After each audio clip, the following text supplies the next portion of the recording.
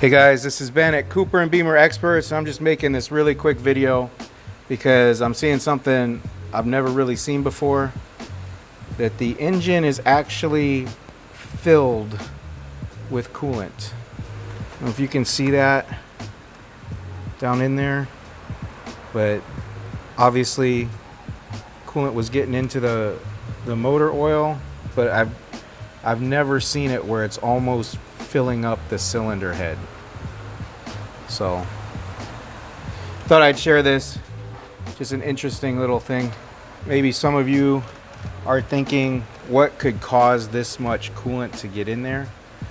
Well, obviously, if you have your coolant reservoirs going low, you think you could be burning it, but when you pull the dipstick, you see all the milkshake, that chocolate milkshake right there.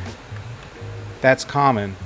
But one thing I've seen, I'll show you on another cylinder head because this one's covered in water.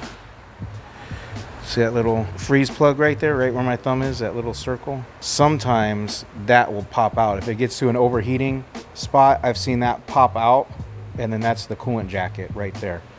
So that could be one way, but I think it's safe to say that if you keep putting coolant in your car and you don't see a leak anywhere, it's good to get it checked out, all right?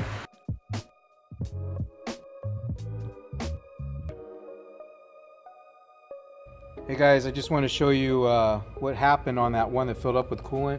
You can see all that epoxy right there in the center. The freeze plug had came out, and that's what filled up the engine with coolant. So we pressed a new freeze plug in there and then sealed it up. So we should be good to go. Head's getting ready to go back on the car. And as always, thank you for watching. Check out our other videos, and if you have any questions about Mini Coopers or BMWs, ask in the comments below.